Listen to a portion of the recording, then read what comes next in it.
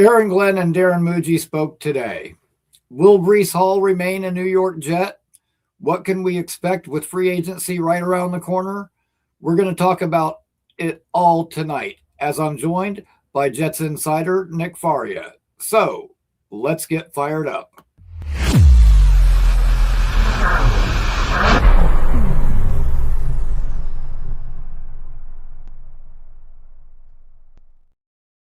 Thank you to everybody for joining me. If you have not already, please subscribe to the channel. And while you're here, hit that like button as hard as you can.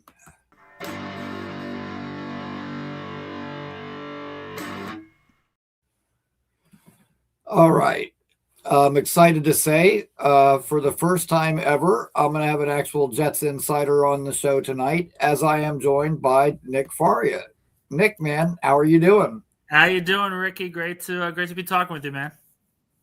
Awesome. And I was keeping track of your journey to the combine on X, and I was like, wow, 31 hours with no sleep and a 13-hour drive. I was wondering if we were still going to get you tonight. So thank you so much for taking the time to do this, man. I appreciate it, especially on the heels of that.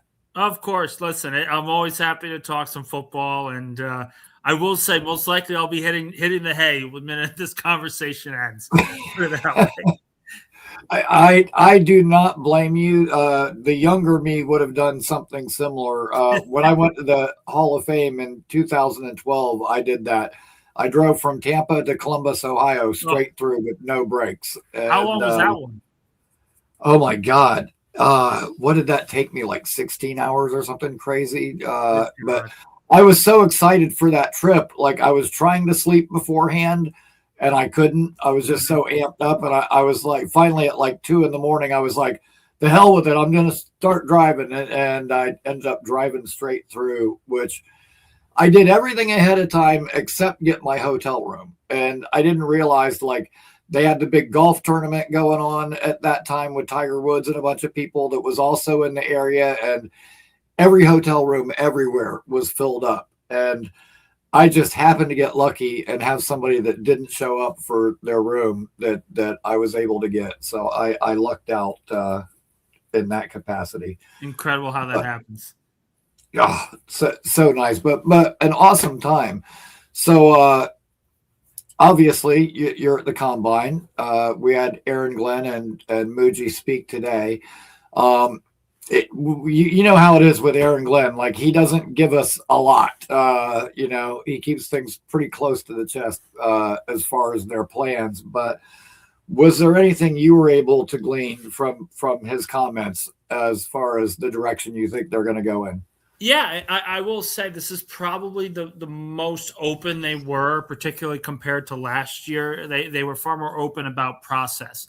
And we have to remember, this is the first time that Glenn spoke since his coach hiring. So really the focus for him, the conversation with him was about those hirings in particular and the fact that they brought in Frank Reich. He made the decision to name himself play caller.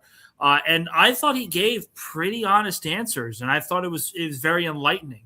The analysis of how they got to making him the play caller, the fact that Wink Martindale was all on board with just being the defensive coordinator and helping Glenn as the play caller, I thought was very interesting. And then, of course, marrying Frank Reich with some of the younger coaches that they've brought in. Seth Ryan, for one, I think was very important, kind of touting that hiring. I think Glenn sees what I see, what a lot of other analysts see, is that the Jets coaching staff is upgraded from last year. So we learned a little bit about those upgrades. We learned a little bit about that process moving forward. And then with Darren Muji, listen, Darren's not going to be the guy that expounds the plan to everybody, nor should he. I mean, you talk to a good GM at the combine, and it's all platitudes. Yeah, we really like this player. We really like that player.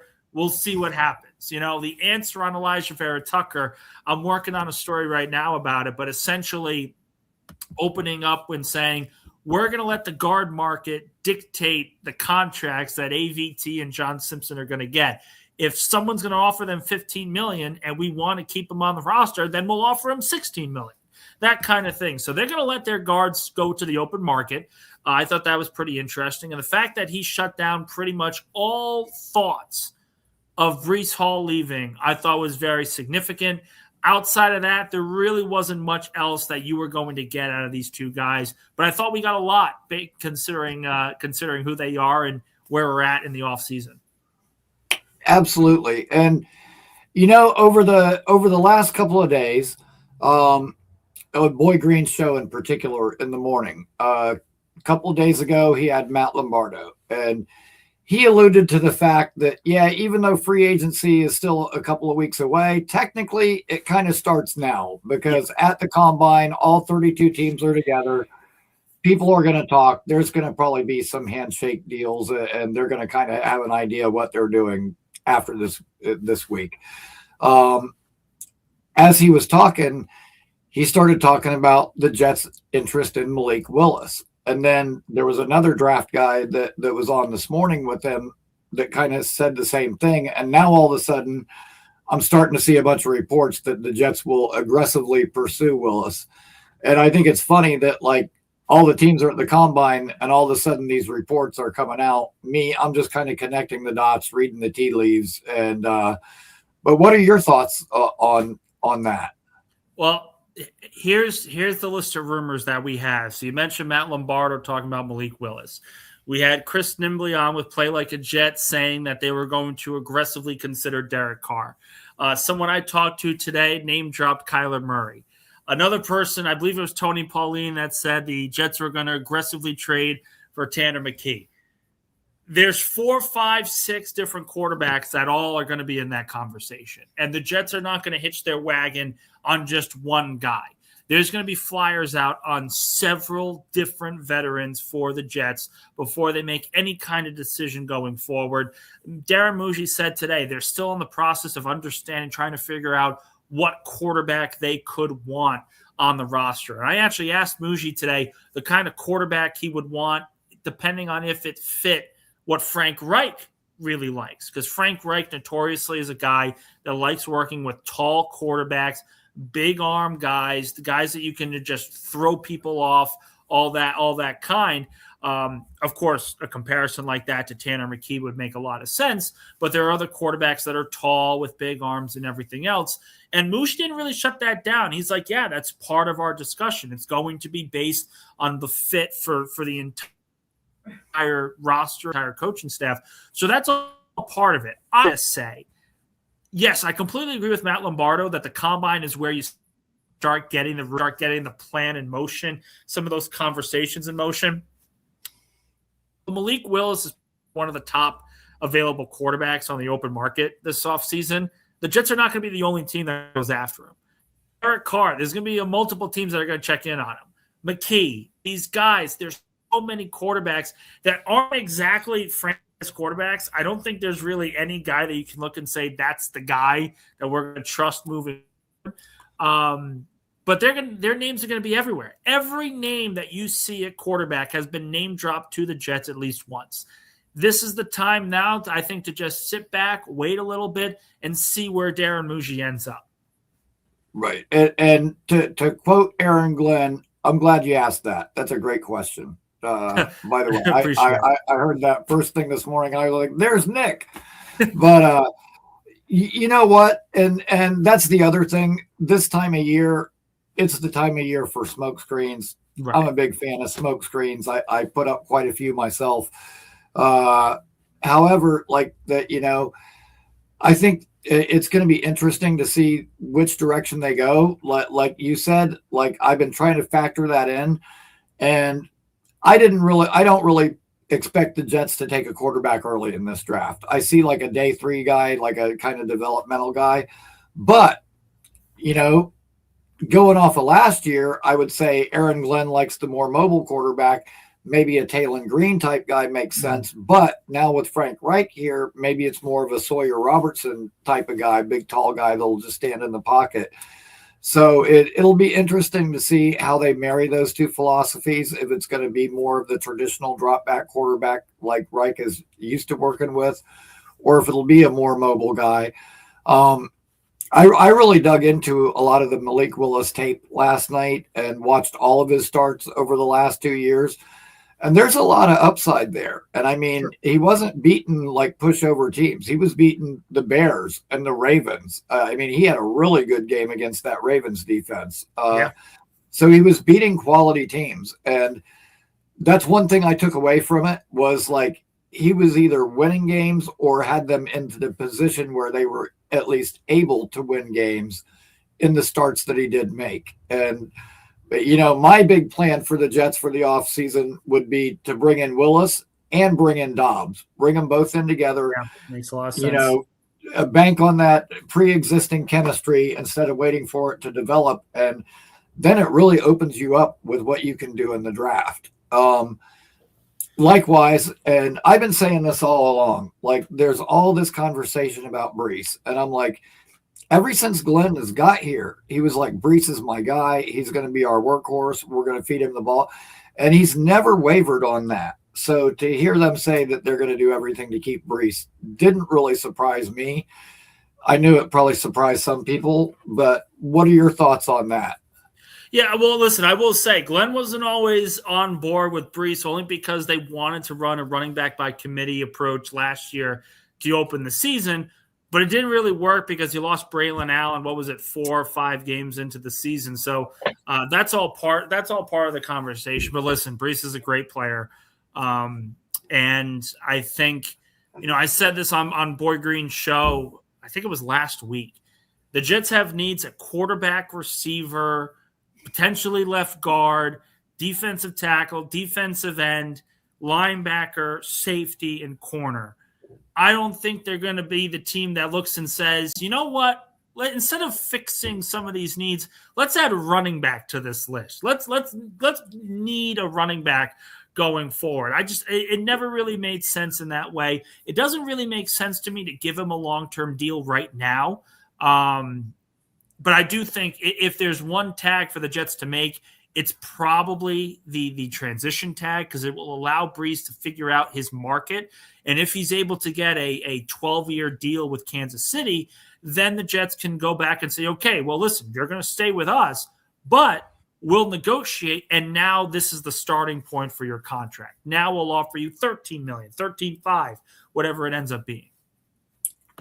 Right. That's kind of what I think too. I think that's kind of the path they will go down. And you know what? I keep hearing people talk about the combine and that's when these coaches and GMs get with agents and stuff. And I'll tell you what, as fans, we like to have our input. We would like to influence our teams as much as we possibly can. 2 years ago, whatever, we had the kid that sent Mike Williams a breakfast sandwich. Great idea. Probably won't work a second time. But I do what I can to try to get the Jets' attention. I sent Darren Muji some big, like, poster size postcards with my advice on them. And I'm thinking it's so big that for a laugh, they'll probably give it to him. But anything to get their attention. I'll tell you what, though, if I had money, what I would do, I would throw, and I'm good at this, I would throw a party. I would like rent out a steakhouse or something in Indy for the week and give them a private place where they could all come and get together. Very jet centric, of course.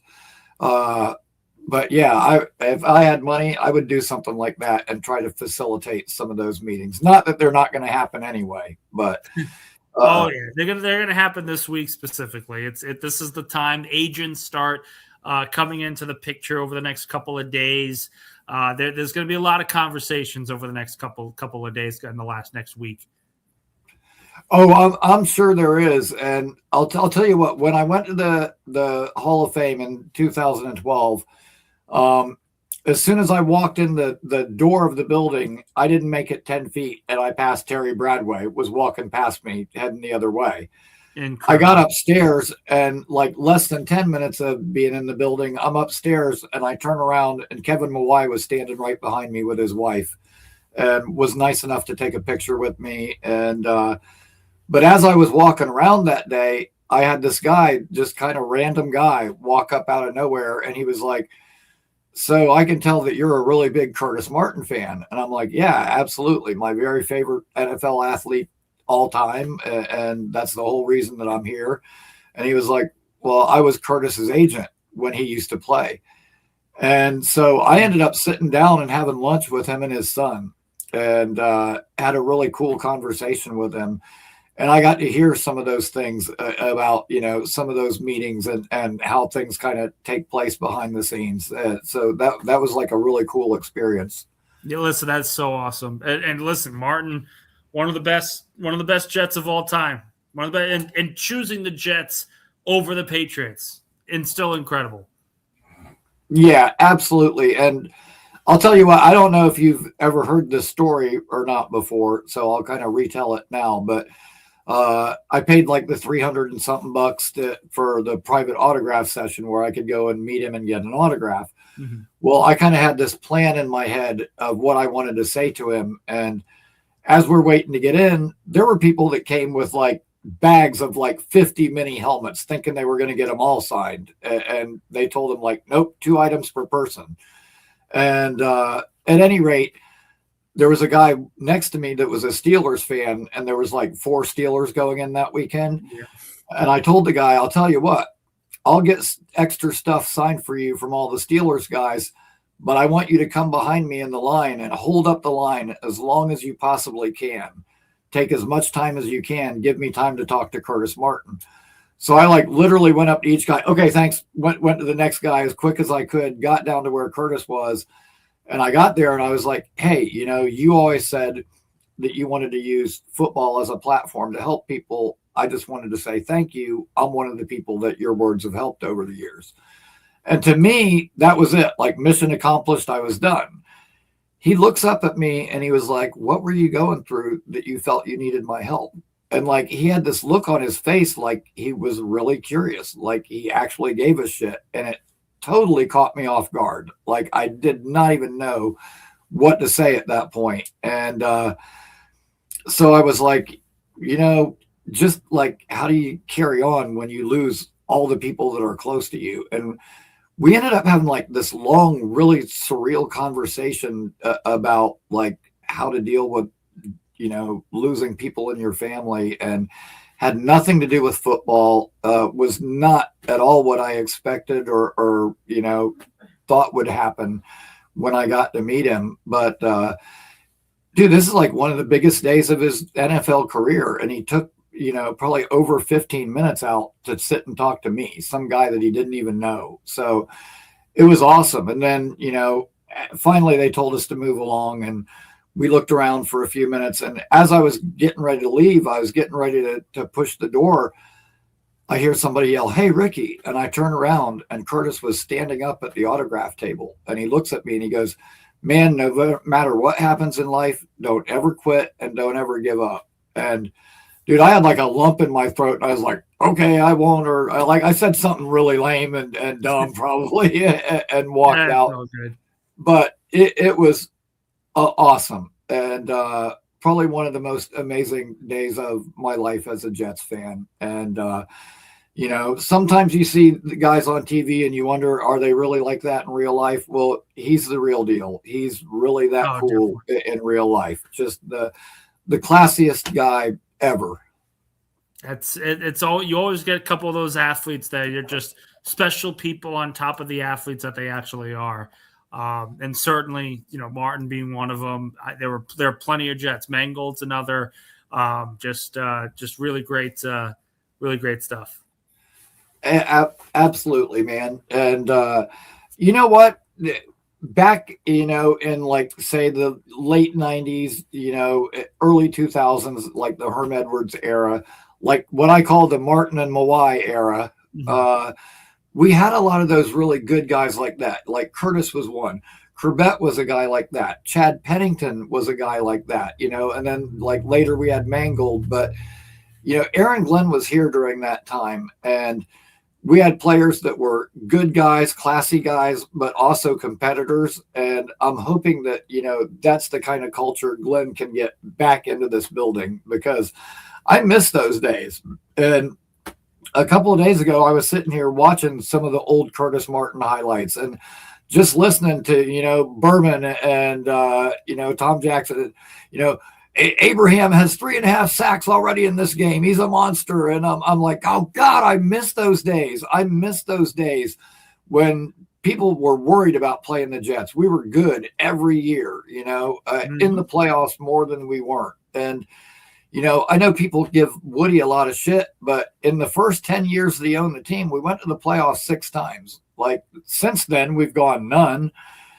And that sucks, But when we did go to the playoffs, we at least won our playoff games. So even though we haven't gone to the playoffs in a long time, in the last 30 years, we have won more playoff games than the Bills and the Dolphins combined. Yep. So at least when we were there, we made some noise and did some damage. And hopefully we can get back to that. I've been telling Boy Green this the last couple of weeks, like between this year and next year, even if we're like a middle of the pack team this year, that's 9 picks in the top 50 to 55 players between this year and next year. That doesn't happen every day. We've got the ammo to really reload this team and turn it around, I think, fairly quickly if we hit on these picks. Yeah, so I'm excited. Yeah, listen, it all comes down to the draft, right? You look at some of the top teams in the NFL right now, a majority of them have been built through the draft. You look at Kansas City, you look at Philly, Detroit, another team that's a great example of San Francisco. These elite teams are elite because they're able to find talent in the draft and retain that talent. If the Jets want to be in that conversation, if they want to begin that rebuilding process, they have to be able to do it in the draft, find the right players.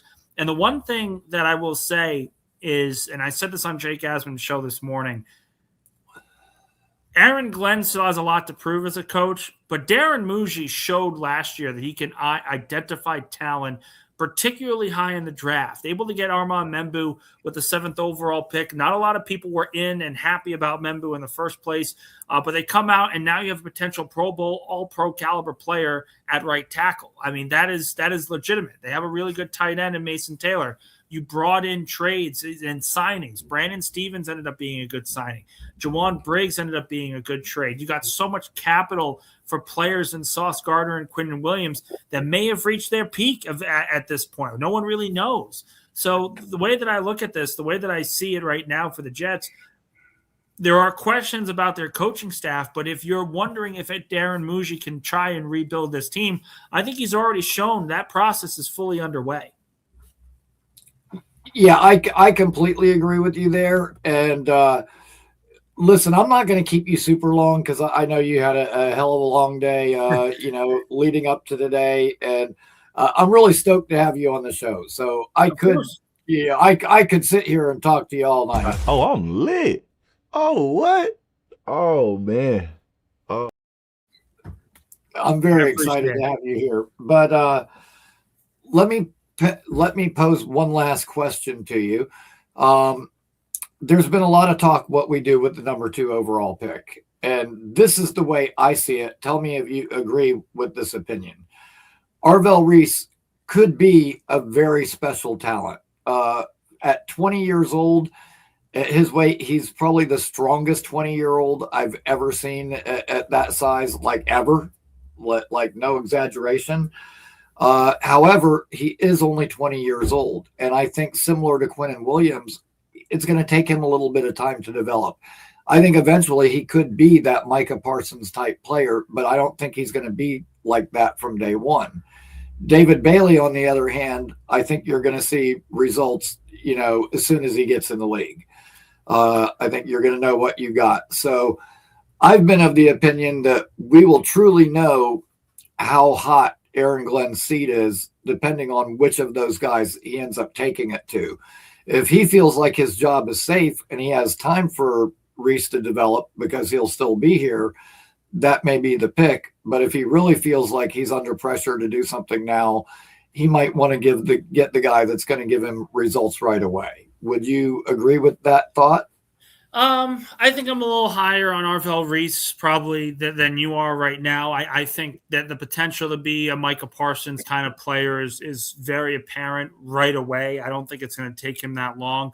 I think Aaron Glenn being the play caller actually helps him in that way because they're going to use him all over the field. If this was an inexperienced play caller, if this was Steve Wilkes, I'd certainly have my reservations. But Aaron Glenn has shown throughout his coaching career that he can use and wants to use linebackers all over the field as blitzers. So I do think there's a positive there for Reese. I think, of course, David Bailey's going to be in that conversation, Ruben Bain, and then, of course, the safety, Caleb Downs. I mean, the Jets, if they come away, I think last year Ohio State was easily the best defense in college football last year. And if they come away with one of the better players, one of the two best players from the best defense in college football with the second overall pick, I think people should be happy about it. Regardless of positional value, the Jets need players. They just need good players right now. And they don't have a lot. So I think either Downs or Reese would be a slam dunk. I think Bailey would be a slam dunk. They're in a very good spot here with the second pick. Obviously, Mendoza would have been the goal, but getting a top defensive player, either at edge rusher, linebacker, or safety, has got to be the goal if they can't get the quarterback. Right. Yeah, I would agree. And the thing is that there's a lot of, even though there isn't like a ton of blue chip players, so to speak, there are a lot of good football players in this draft. And we have so many holes that I see us being able to go multiple ways. Now, I'm going to throw up a graphic real quick. The two on the left-hand side were under the idea that we get a guy like, say, Romeo Doubs, where we don't have to worry about receiver. The two on the right have offensive players. But if you kind of look at that at 16, I mean, I've got a tight end, I've got a linebacker, a defensive tackle, a cornerback. You could throw a guard like Ione from Penn State in there. Like, there's so many different directions they could go, so many different combinations they could use, and all of them vastly would improve the team. So I think we're in a really good position with all the draft picks we got between this year and next year. I'm looking forward to reloading and putting a competent product on the field this year. And, I'm a huge AG supporter. And so I wish him nothing but the best. And I think some fans, because we had such a bad year last year, and I know down the stretch it was historically bad, but we were missing Brownlee and AZ Thomas and Will McDonald all by the end of the year. You can take most teams, and if you take two out of their three top corners and their best pass rusher off the field, they're probably going to get blown out. Not going to be good. Yeah, it just kind of threw gas on the fire that was already burning. And but I think some of us have kind of taken for granted the fact that this guy's a legacy player, a former Pro Bowl Jet, that this was his dream job. He wanted to be here of all other places. And I don't overlook that. That means something to me. He was here. I think he's able to see what, the Garrett, Jermaine, Brees, Sauce draft did for us. He was here when we had the Chad Pennington, Sean Ellis, John Abraham draft. He sees how much that can change a franchise. Now we have not only one of those, but we have back-to-back years that we can change the franchise like that. So sure. I'm looking forward to it, man. I think good things are in store for us, and I can't wait. Absolutely, man. It's going to be an exciting time. $80 million in cap space, 2 first-round picks, 2 second-round picks. Not a lot of teams have those kind of resources to rebuild a roster. Absolutely not. And that would be my sales pitch to every free agent and every prospect is, you can go to another bad team that's got 1 first-round pick, but we've got 5 the next 2 years. We can put weapons around you that other teams simply can't. And I think that'll be a strong selling point for them. Absolutely. It's going to be really interesting. Yeah, dude, thank you so much for coming on and taking time out of your schedule. And you were on Jake's this morning, man. You are a workaholic, dude. Awesome. Love to see it. Never stops. You know what? You got to put in the work. Absolutely. Absolutely. Rickie, I appreciate it, man. All right, man. Thank you so much for joining me, Nick. I appreciate you. And we'll do this again sometime. Absolutely. Sounds good. All right, man. Have a good night. Nick Faria, people. Awesome. So glad to have him on the show. Nice to get some, behind the scenes perspective. Just to let everybody know, we are still doing the 28-day giveaway. Everybody who calls in, every single caller gets automatically entered to win the signed Curtis Martin photo at the end of the month. I'm not going to keep this show going real long tonight. So if you want a shot at that Curtis Martin signed photo, now would be the time to call in. The call-in link is the pinned comment. But you know what? I look forward to us really reloading this team and putting a serious product on the field this coming year. We've got the money. We've got the assets to do it. Now it's just time to go to work. We got, 2 weeks until free agency starts. We'll have a good idea of what we're going to do in the draft after that. If we can get a Romeo Dobbs, we don't have to worry about receiver. We should have some answers at quarterback by then. We'll have an idea of the direction this team's going to go on. Do they sign a safety in free agency? Do they sign a linebacker in free agency? Does that stop them from drafting those positions, or do we get one of each? A lot of these questions will start getting answered when free agency gets here. I personally can't wait for that. And you guys know I'm a big, draft junkie. So I love the draft. I'll look forward to going into some, player breakdowns with you guys, breaking down the different prospects by position groups. I'm going to be starting to do that soon. I'm going to wait until after free agency starts for that. I'm going to be doing some mock drafts on the channel. And, dude, looking forward to it, man. The draft is one of my favorite times of year. Can't wait for that. But, again, you guys, if you have not already, please subscribe to the channel. Hit that like button. Hit it as hard as you can. And, thank you, everyone, once again for joining me. You guys have been great. Your support means the world to me. And, just to let you guys know, I now have these, which is our alternate logo T-shirts.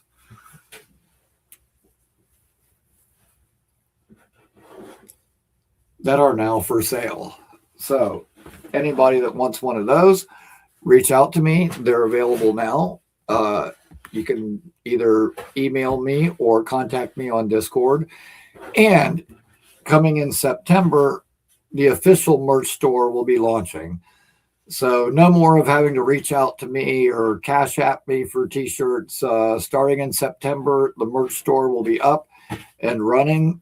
And you guys will just be able to... Nice. You guys will just be able to get right on the site and get them there without all the extra legwork. But thank you so much, everybody, for joining me. You guys are the best. And I will be back on Saturday at 8 p.m. So until then, everybody have a great week. Stay safe out there. Stay warm for all you up north dealing with all that snow. And until next time, go Jets.